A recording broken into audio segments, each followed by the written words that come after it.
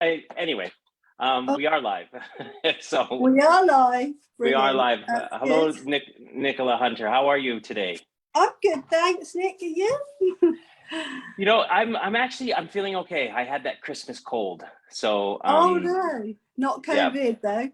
not COVID. Did all the tests, but everything's okay.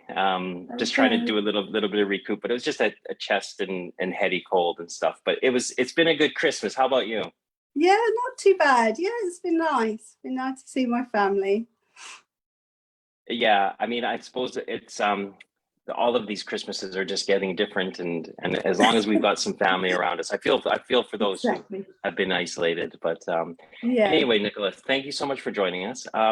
you're As I was welcome. reading through the bio and your history in terms of working in the beauty industry, but then moving into a cause that's very close to you because it's something Mm, that you experienced. I kind of want to mm. talk to the both because I know that in your industry, the last couple of years have really have been a struggle, haven't they? Yeah, they have. Yeah, yeah. And can you kind of tell people just a little bit of a background of who you are, what you do, and then we can kind of get into that.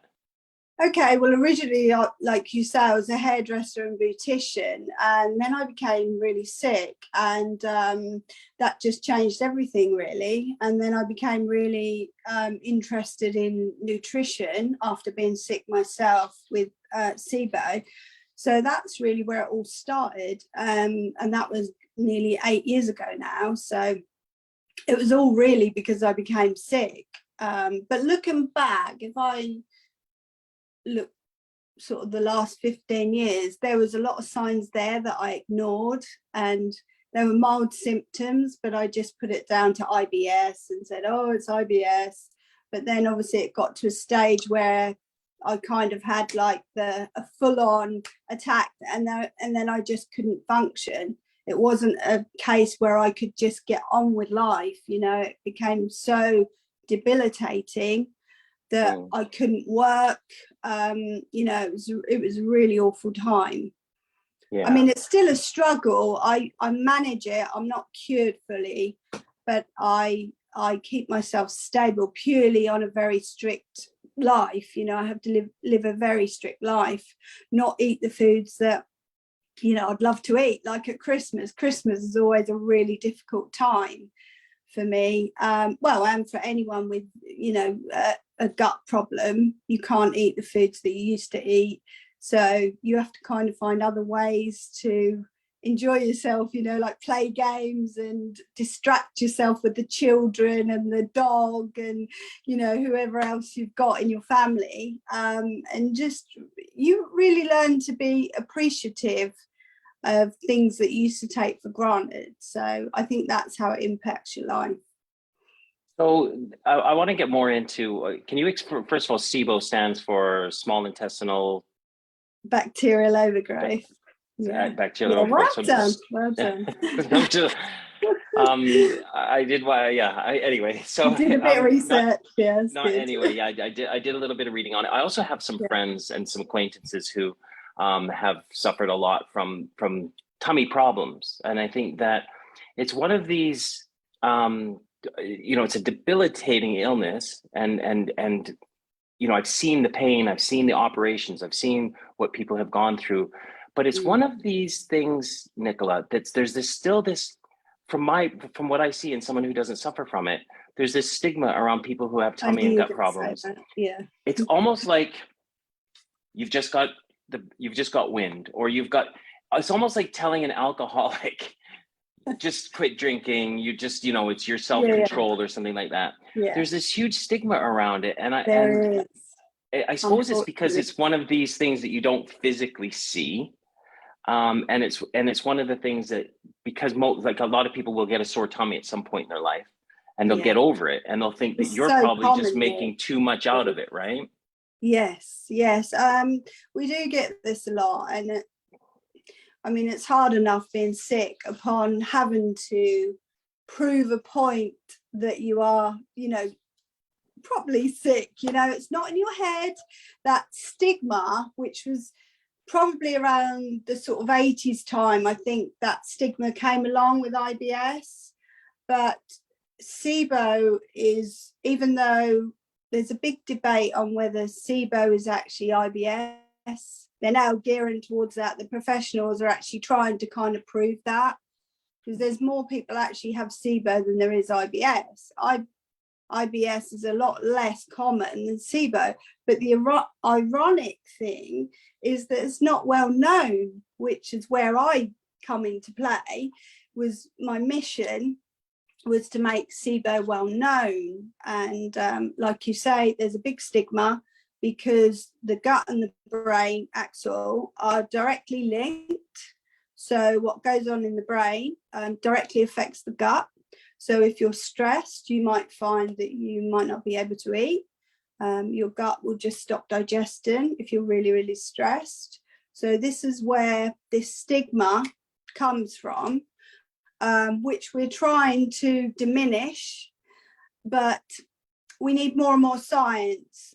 It is coming. There's a big study in America due to come out in May next year. So I think once that comes along, SIBO might even be diagnosed, or stroke IBS, as an autoimmune disease. That's actually what they're trying to put down, so people can then get more help and support and are not snubbed upon and says, oh, it's all in your head. But what we know is that stress is a big factor in gut conditions. So it's really important to work on your stress. And life is stressful. We can't avoid stress, but we can put down certain, functions that we can do to control stress. Meditation, yoga are the two main ones that we use. And it does help. If you can calm the body down, your symptoms will calm as well. So we do know that from science. I'd like to go back, 8 years ago. So you're working as a hair and nail beautician, and what was it? What was the first symptoms like? So I imagine you spend a lot of time on your feet, when you're doing hair, but then also a lot of time working. And then what were the first kind of symptoms? How did it start to manifest itself in you? So originally I had IBS. So I was diagnosed with that, but that was manageable. It was rare. And that's irritable bowel syndrome, right? Syndrome, yes. Yeah. And then I went out for breakfast one morning, and I actually had food poisoning. And that was really where it all changed dramatically. It was so severe. The symptoms, obviously the normal symptoms of gastritis, sickness, diarrhea. I was very poorly, woke up in the very early hours of the morning, had heart palpitations, pins and needles all over my body. My heart was racing really, really fast. So I didn't know what it was. I'd been ill that day. So I phoned the hospital, and they said, it sounds like a heart attack. You better come up to hospital. So I went to the hospital, got checked over. The heart palpitations kept coming and going. And then they said, oh, we think you've had food poisoning. So they did loads of tests, and it came back that I had some inflammation in the body. So I just put it down to that, but then it just kept reoccurring. It never went away. So I never recovered from that bout of food poisoning. So that was when really my search began. And that was 8 years ago. And it took me 3.5 years to get diagnosed. I went from doctor to doctor to doctor, to trying this, to trying that tablet, antibiotics. I tried so many things, and I was just getting progressively worse. The symptoms were horrific. They were debilitating, and I couldn't work. I was so ill. And I don't think people realise the lengths. I mean, there's obviously different levels of this. You can have very mild to just like bloated tummy, to maybe gut cramps now and again, to full on, every time you eat, you have the same, symptoms, gut pain, sickness, heart palpitations. They all come alongside SIBO. So And there's also another condition which we're finding is about 50% of SIBO patients have MCAS as well, which stands for mast cell activation disorder, or syndrome as some people call it. That's the heart palpitations, hot sweats, fatigue. The body doesn't absorb nutrients. Once you have SIBO in the small bowel, it doesn't absorb nutrients, so then you become depleted of vitamins. I mean, it actually can be a life-threatening condition, and I think people don't realize that. Some of my followers are to the point where their life is at risk because they're undernourished, they're underweight, you know, they're not getting the nutrition they need. SIBO actually eats your food as well, so it eats your nutrition. So, you know, it's a very serious condition, and it's just not recognized. And when I had it and I found out, I just thought, I cannot be the only person that has this. I mean, I know I'm rare, but I'm not that rare. So then once I decided to do a Daily Mail article and tell my story, then the response I got from that was huge. And then I realised what this was. I was like, this thing is huge. And we're even going as far to say 1 in 8 people actually have this condition. So it's huge. It's huge. And I said at the beginning, I do know people who've had, you know, IBS and Crohn's, and you know, I don't know if it's SIBO, so I don't want to misdiagnose anybody, but I do know. I'll explain that bit in a minute. Okay. Go on, carry on. But I know a lot of people who have been in very similar situations to you, and they've had to do exactly the same thing that you've done, which is a ton of research, a ton of like kind of self-diagnosis, a ton of going to doctors for first, second, third opinions, going to other doctors. There never seems to be one point, and it seems to really be put back on the sufferer to do their own research and their own diagnosis. You know, why do you think that is? Well, one reason is because it's not well recognised. In the NHS, there's few doctors that know about it. So the gastroenterologists, you've got a small section, maybe I would say, pulling that out of the air, this is probably 15% maybe know about it and are well aware of it and how to treat it. But the other side of it are not. Some are dismissive. Some will just say it's IBS, and they'll just put it in that bracket. But the reason they say it's IBS, because they don't know how to treat it. They can't treat it because they haven't researched it. So once you understand that SIBO can be treated and it can be managed, I think that's where we come in. That's what we're trying to do, is make awareness and tell people about it and even educate the doctors. I mean, I've set up a petition to have SIBO looked at, you know, reviewed by the government, because it's just not recognised, and we need it recognised. There's so many people that are sick. And another thing, like what you said about Crohn's, you know, all other sort of gut diseases, what they're finding is SIBO is actually behind a lot of these diseases.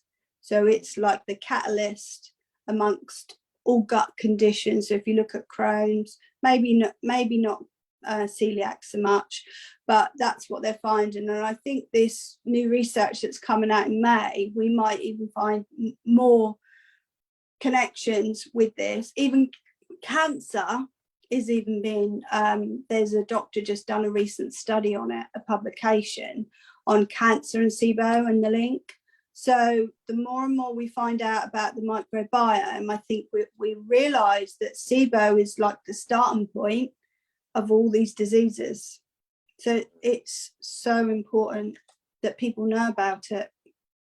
Yeah, I think it's one of those things that because the gut has got so many, like you say, there's so many different, I don't want to say illness, maybe it is illnesses, but there are, like you've rattled off about 6 different illnesses that the gut have, but yet there's no real kind of area or of expertise around the gut. And do you think it's because doctors would just say, maybe treat it as IBS, give it some kind of medicine or something, and then you can kind of live with it rather than coming up with a good, proper diagnosis and treatment?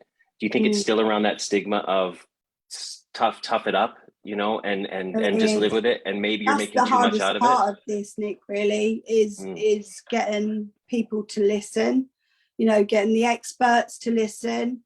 To be honest, my experience is has been quite good, but obviously my followers, I read a lot into their stories. They tell me a lot of personal things, and what we're finding is a lot of them are not being listened to. They are being left to actually try and sort this out themselves. And that's, like I say, back to my community, that's where we come in, and we're giving them the support, we're giving them the guidance. We're not saying, oh, we're going to heal you, but we'll guide you to the right people. We'll give you the gastroenterologists that know about it. We've researched that. We've tried to get all the gastroenterologists that are recommended as well by SIBO patients, because that's another part of it. A lot of people have had really bad experiences, you know. I mean, they come to us and they're crying, they're like, literally, help me, you know, they're literally begging for help. I mean, it's horrific what people have to go through emotionally, not alone, you know, physically, but the emotional side is where it's lacking the most. I think the understanding, the support and the guidance, and that's what we're giving to people. We're saying, come to us, we'll help you, we'll support you, we'll hold your hand through the process, and we're getting people come back and they're recovering or managing SIBO if they can't, because it is so complex. There's so many reasons why you might have SIBO. It's not just like one reason. It could be food poisoning, it can be endometriosis, it can be an autoimmune disease, it can even go as far as a head injury. Now, a head injury, now you wouldn't even dream of that affecting your gut, would you? So a head injury, we have a vagus nerve. This vagus nerve controls all your gut function. It's your main nerve that runs throughout your body, and that tells your brain and your gut what to do. So if that's damaged, which we find in about 70% of these cases with SIBO are damaged, vagus nerve is damaged and it's not functioning properly, that will affect your gut. So a car accident, for instance, can the impact on the back of the neck or a head injury can be enough to damage this nerve, and then it damages all that function, which is your main function of your body, your nervous system. And we're finding that now as well, which the more we open up these, what we call them rabbit holes, you know, you dive in and you find out and you think, oh my God, this is just like, people are having miraculous recoveries. They're having this vagus nerve, they're working on that, some are having surgery and they're recovering fully. So this is just, people need to know about it. You know, if they want this is when social media is such a benefiting thing, because I do follow a couple of people on their Instagram accounts and they talk about, you know, the surgeries and the treatments and the inspirational stories. And I think what you're doing is awesome, because you are actually saying there's a community of people out there who are ready to help and to listen and to help people, guide people down these paths to find some kind of treatment or recovery. But let's go to you at 3.5 years now. So from the food poisoning to 3.5 years, that's when you roughly found out. Yeah, when you did your self-discovery. What happened from then on? The discovery, I'll tell you the discovery, which is really good. So anyway, my doctor gave me some antibiotics. He said, try these, because I said I was having this funny sensation in the top part of my gut. This is 2 years before I had my big, you know, when my life changed.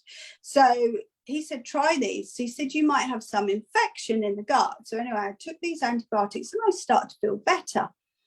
And I thought, that's weird. So what is the connection here? So there's some connection with these antibiotics and gut function. So I popped it in on the internet. Like I said, I'd been researching for 3.5 years. Up came SIBO, never heard of it. Looked through all the symptoms, was like tick, tick, tick, tick, tick, tick. Oh my God, this might be it. So I booked a private appointment with a gastroenterologist. Now, I didn't say a word to him. I thought, because the stigma attached, I thought, I'm going to let him tell me it's SIBO. So I'm not going to go and tell him. So anyway, he examined me and he said, I think you've got SIBO. And as soon as he said that, I was just like, well, that's what I've been researching, but I wanted you to tell me. And he said, yeah, I think that's what you have. So he sent me back through the NHS. I went through all these tests, and that was basically my diagnosis. So I did diagnose myself, but I had it confirmed by him.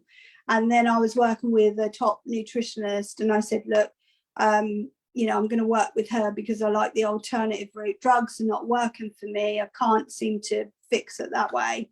So he said, these people are really good. They know what they're doing. It was lovely, actually. I had a really good experience. I can't say I had an awful experience because most of my experiences have been good with doctors and consultants. I will say one of the key elements here is to have a good GP. If you have a good GP, you can basically get all the tests that you need through him.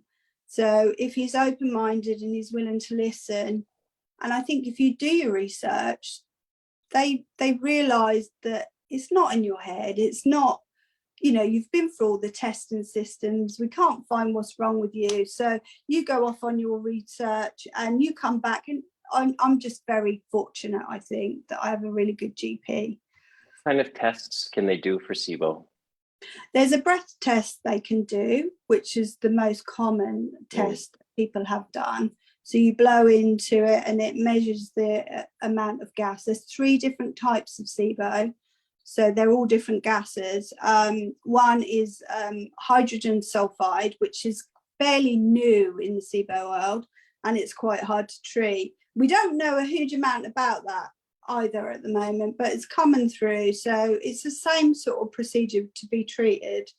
Then there's methane, which is IMO, is now classed as IMO. So it gets confusing, but as time's developed, there's more and more names, you know, they're changing things as we go.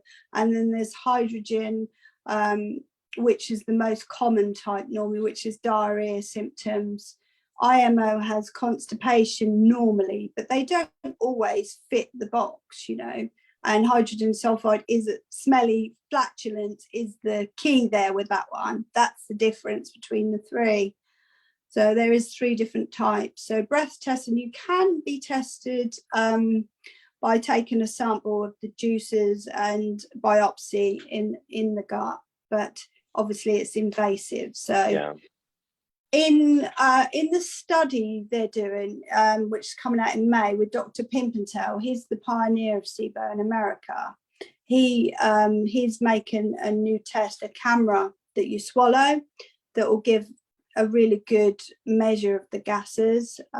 So that will be really important because the breath test is obviously, you can get a good idea of what gases you're dealing with, but it's not as accurate as we'd like.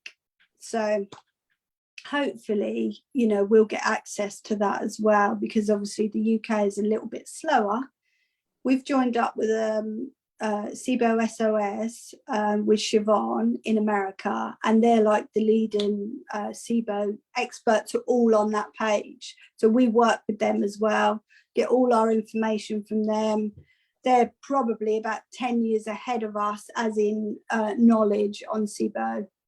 But like you say, there's still a stigma around whether SIBO is a real thing or not. So, but then when you see people recover, you think, well, is it? But then I suppose you've got, someone could say, well, it's all in the head, you know. So it's difficult. But the measure, I think the testing is important, because the testing is showing, you know, what's living in the gut. So we can measure it from that point. What was it like getting that confirmation from your GP? So when you used the word Oh, discovery, how did it feel? oh, I know you shouldn't be excited about having a diagnosis, but do you know what? It really is. To have that 3.5 years of research and what is wrong with me, that am I, and you do question, is it in my head? Okay, I'll go and have some therapy. So I went and had some hypnotherapy. I was having all this hypnotherapy trying to heal myself, and it was doing nothing. It just did nothing for me. So yes, I was pretty happy about the diagnosis, I can say. And then how did your road to treatment and recovery start from there? So then I started, I was working with a lady called Tracy Randall, who's very well respected in the sort of SIBO in the UK. She's a nutritionist, and speaking to her, and then she said, right, I can treat you. We'll try the antimicrobial treatment. So I started that treatment, and then I started to react to everything. And then that was when I discovered I had MCAS on top of it. So like I say, about 50% of cases have MCAS as well now, we're finding.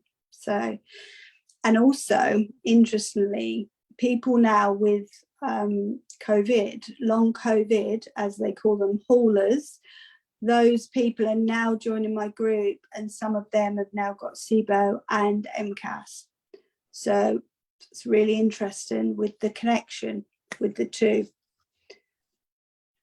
And then you wanted to, now you've done an awful lot of work and research, and then discovery and diagnosis, and then treatment. And then where did the desire to help others come from? Purely from my own personal experience, the frustrations, the feeling alone, isolated, and the doctors not being able to help me. That's really where it came from. So I thought I'll tell my story, which I did. The Daily Mail were asking for someone to talk about SIBO. So I approached them and said, this is my story. Are you interested? And they chose me out of a few people and said, we'd like to do your story. So I did that. And then I set up the community group, SIBO U.K. So that was really where it started. But that was 7 years ago, I started the group. So, and to be honest, I just thought it's somewhere for someone to come. If they feel alone, they can come and talk to me. And I often get emails, I talk one-to-one to people as well, and just tell them about my experience. And then I decided to start a nutrition course, and I thought I need to do this to have my certificate. So I'm still working on that at the moment. But I have done like 8 years research. So you can imagine the scale of that. Lectures, I listen to probably about 3 lectures a week with chronic illness, because like I say, SIBO is just one area of it. It's huge. It goes into Lyme disease, Crohn's, like you say, colitis, and all these people are coming to me with all these different elements to their health. It's not just SIBO. So that's what we're finding. So I think if we can prevent SIBO and heal SIBO or control it, we can then stop people developing the really serious conditions or autoimmune diseases. So that's really a prevention as well, is important. So I really want to so do you have to take any Western medication, like injections or anything like that? I don't take anything. Okay. I'm really clean. I just manage it through intermittent fasting. Really was the game changer for me. I tried lots of things, I could be here all day listing what I tried, but loads of supplements, loads of natural alternatives, I'll give you a couple of examples. Peppermint tea, and oil. I tried that tried that for 6 weeks. That's meant to kill SIBO. It actually, there is science on it. It does, it helps with hydrogen SIBO, which I didn't know that first. I don't have hydrogen. I have IMO SIBO. So I tried that. and I did it for 6 weeks, and I didn't really see any difference. And that's why, because I didn't realize that it was for hydrogen. It's, it wasn't going to help me, but there is a study on it that says it helps and it can cure hydrogen type SIBO. I tried Manuka honey, tried that for 6 weeks. And what I will say about Manuka honey, it's an amazing food to actually use for treatment for anything, for any bacteria. If you've had any gut infections or anything like that, it can really help support the immune system. I managed to kill 3 pathogens, because what happens is when you have an imbalance in the gut, you then have pathogens that overgrow. So they're opportunist pathogens that they get into the gut, and because the gut's unbalanced, then they get an opportunity to grow. So I managed to kill 3 of those. So there are some things you can do naturally that are not horrific. It's not like taking antibiotics can be quite damaging to the microbiome. So that there is a treatment for it, but they're only 44% effective. So they use rifaximin normally for SIBO, and alternatives if you have other gases. So I think about when people who have gut problems, who really say like their main relief or treatment comes from nutrition and watching what they eat. And then I think about how kind of amazing the human body is, and how there's like so many, nearly 8 billion of us, and how we eat what we eat, so many different eating styles all around the globe. And us, Westerners with processed food and microwavable meals, still manage to get through the day. And everything I do now, I try to look at how we've evolved as human beings, and why do we have so many issues with gut problems nowadays when we are more hygienic than just about any other time ever. And it's simple. I'm putting things in my body that I know I should not be putting in my body. I have a business partner who's studying, holistic nutritional eating, because our company is called Retribe. We look at how we've evolved as human beings. And the way she expresses it is honoring the food we put in our bodies, and literally giving thanks and sourcing out why are we putting this food in our systems. And, in stories like yours, like intermittent fasting and nutritional eating, not only solving a problem, but like SIBO, but also how does it make you feel when you're tracking what you're putting in your body, kind of in conjunction with meditation, and just feeling a little bit more kind of whole as a spirit or a human being? Emotionally, I mean, it's good to love your body. I don't think people actually, they realize how abused their bodies are. And if we dig right deep into that, Nick, we can look at the emotional aspect, because SIBO comes along with the emotional side as well. And you'll find many people in today's society are highly stressed, emotionally damaged. There's a lot of trauma linked to this. And we are scientifically as well now, we're finding that post-traumatic stress disorder can be another factor. So when we look at healing the gut, we don't just look at the physical aspect, we look at the emotional aspect. And the emotional aspect, I would say, is probably 50% of the problem. And we are launching, I'm working with another holistic nutritionist in the coming year in January, and we are actually approaching this from a mindful meditation, emotional part rather than a physical. We will cover a little bit of the nutrition, but we're looking at it from that angle and seeing what results we can get from that and how it's going to help people with gut dysfunction. So almost like a study, really. Yeah. No, I love that, because again, it just kind of puts an emphasis on self-care, and I think that's been my journey is, and I can use food as an example now because I don't drink anymore. But if I was coming from a highly stressed situation, maybe across town, getting on the tube, thinking about it while I was on the tube, letting it fester into my mind and not being able to process it. There's a McDonald's right at the top of Tottenham Court Road's tube station where I come out and I'd be hitting that McDonald's and I can be getting a triple cheeseburger, large fries, and a Diet Coke and an apple pie.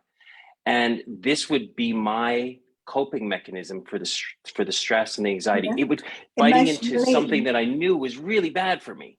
Yeah. Gave me this sense of ease and comfort that alcohol used to give me. And I think it's about, you know, knowing, yeah, like we know we're putting bad stuff in our bodies, but how do we, you know, and this is the work that you're doing, is like working on self-care, self-love, self-awareness to go, what do I want to put in my body today? Nick, yeah. This also, if we're talking about the food industry, I mean, the documentary I've appeared in, we actually cover a lot of this because it's about the food industry. Like you say, wherever you go, it's there, it's food. It's not until you actually have a food problem that you realize how much food is everywhere. You cannot do anything without food or alcohol, I'll add to that. So the food industry is where there needs to be changes as well, not just us, but also what we're finding is that these foods are so addictive, Nick. So like you say, you're looking for a crutch, you know, you're stressed. Oh, I want some of that lovely food. It's going to make me feel warm and cuddly inside, and you know, it'll feed your brain. It will give you all the good feel factor, but it is addictive. And this is what people don't realize. Sugar is highly addictive. It's more addictive than cocaine. So this is what we need to understand. You're an addict. You are addicted to these foods. So if you clean your diet up, you will start to find that you're not craving these foods. But it takes a little time. It might take you a couple of weeks just to get over the initial like cravings, like anything, you know, when you give like alcohol up, you know, you miss it. You're using that as your crutch because you're stressed. You want that, I want that relief, you know, and this is the area that needs to be addressed as well. It's not just about physical, you know, get rid of the symptoms. It's about the mind, working with the mind, and the emotional side, love as well, Nick. And I know that sounds bizarre, I don't know, we're talking about illness and we're talking about love, you know. It's learning to love yourself, and respect yourself and look after yourself. You know, why, if you question it, am I actually hungry as well? That's nothing. Ask yourself that question. Am I hungry? And you'll find most of the time you're not. No, I mean, I know my problems today are around food. Like I say, McDonald's or donuts. And I know this is the thing, Nicola, is that I know I should not be doing that stuff. Yeah. At the levels that I'm doing it. I'm not worried too much about a reward every once in a while. Yeah. Let's not I think by taking every single thing away, that those things then become more attractive and more powerful. So we must have, you know, have the moderation of it all, have a little bit, indulge a little bit, you know, have a glass of wine or have a beer if that's your, you know, your thing that you like. Don't beat yourself up, you know, that if it makes you happy, have a little bit of it. You know, even this time of year, I've said to some of my followers, and they've said, oh my God, I've broken I've been on a 6-week bi-phase diet and I've broken it, you know, and they're totally distressed because they think they've ruined everything. And I just said, look, it's okay. You're human. You people do it. It's okay. You've had it. How did you respond? And they were like, I was fine. It's okay. You did look at it as a little test. You know, you can have that food, but don't overindulge. You know, it's learning to have the balance right. Now, I think take everything away and you will just want it all, and you will cheat. You will. We as humans do that. We have to be realistic. We do have to be. And I think this is what I'm trying to say is that knowing all of this, the thing that has helped me through my journey is the bit that I saw it on your website. It's just this one word, and it's community. And it's all plastered all over our website and what we do, because community gives me accountability. And when I'm accountable to somebody, normally it's a couple of guys who look like me, who are going through the similar thing, right? Yeah. I'm less likely to head up to the McDonald's, and I'm more likely to pick up the phone and say, hey guys, you know, I'm feeling a certain way. And then just having this little tribe of men around me that can say, Nick, I get it. I've been there too. You know, don't beat yourself up if you have that cheeseburger, but we can go for a walk, or we can go for a coffee, or we can talk about it. And I think this is the thing. This is where I feel like, you know, love yourself and have a group of people around around you who you love and who love you back. And then that creates that accountability. And I think that in any journey of self-discovery and self-awareness that we are in, you're what you're doing with community and the people that belong to your community. I think that is one of the probably the most important part of it, is being in a group of people who know what you're going through. So right. I get so many messages from people saying, I've had more help here than I have throughout my whole journey. I've learned more here about SIBO, about gut condition. And this, like you say, it delves right deep into their lives. They talk about their personal problem. I mean, we're a private group. They talk about their personal problems, you know, financial problems, you know, their family not understanding this, their doctors not understanding it. And you can hear it, that what we're getting back is they need support more than anything. Even like I say, we might not be able to fix everyone and heal everyone, but we can give you the support. And I think that when you're in these current times and feeling ill, and we're all highly stressed, you know, we're in a pandemic, or we're coming through a pandemic, it's huge. And I think I didn't really realize what I was doing, but then it's naturally evolved to that. And there's been a couple of psychiatrists that have joined and said, when they actually joined the group, one of them actually cried. He told me this, which I thought was, I mean, it's heartbreaking. You know, he cried because he said, I felt this is where I belong. I can talk about this. There's other people like me. Yeah. I can relate. I can say all these fears and anxieties that I have, and I'm not being judged. Yeah. We often say, people say, oh, I'm so sorry, I don't mean to say all this, and we say, it's fine, it's okay, that's what we're here for. And I mean, some groups will actually wipe this out. They don't want that on their community. And I think, how can we not have that on the community? This is a support group. It's a place where you can come, you can offload, you can say what you want to say and feel safe, that it will stay within these walls. And we will all say, it's okay, it's fine, we understand, we get it. And I think that's where it's Nicola. Yeah, it's what compassion is. Let's sit together in our struggle and help each other. And I'm so grateful. That's what we need in the world, don't we? Yeah. In the world, Nick, we need that. And this is where I feel really strongly about this. I can't bear it when people have, I mean, I've seen it on social media where people have got like cancer and things like that, and people saying, oh, why don't you just die? You know, it's horrific. And I'm just like, I cannot bear this. I need to do something. And if that means it comes into my group and I can support people, I try and message everyone that comes in directly.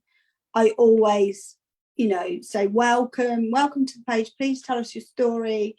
And a bit like you, Nick, like what you're doing, same thing, you know, get it out there, expose it, let people feel safe and comfortable and supported. And that's really where it's evolved.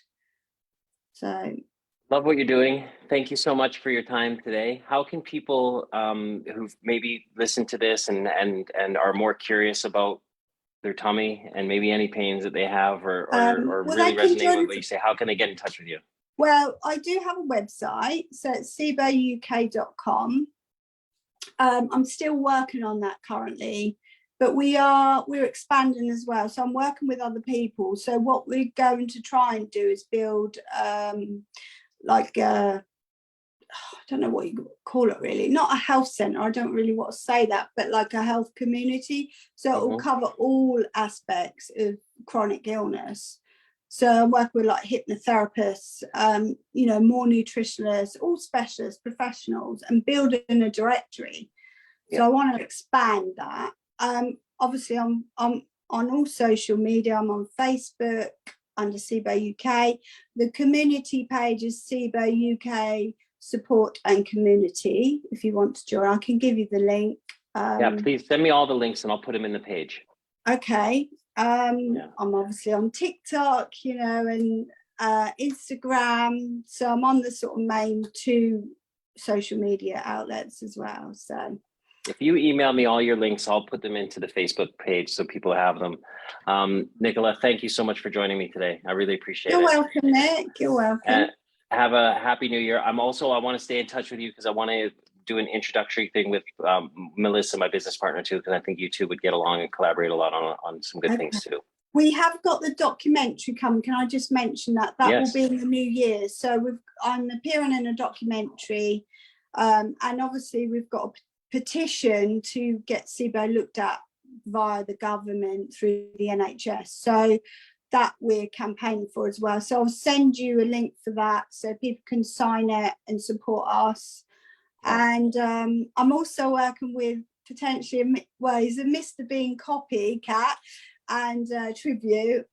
So we're going to be promoting those things as well in the new year.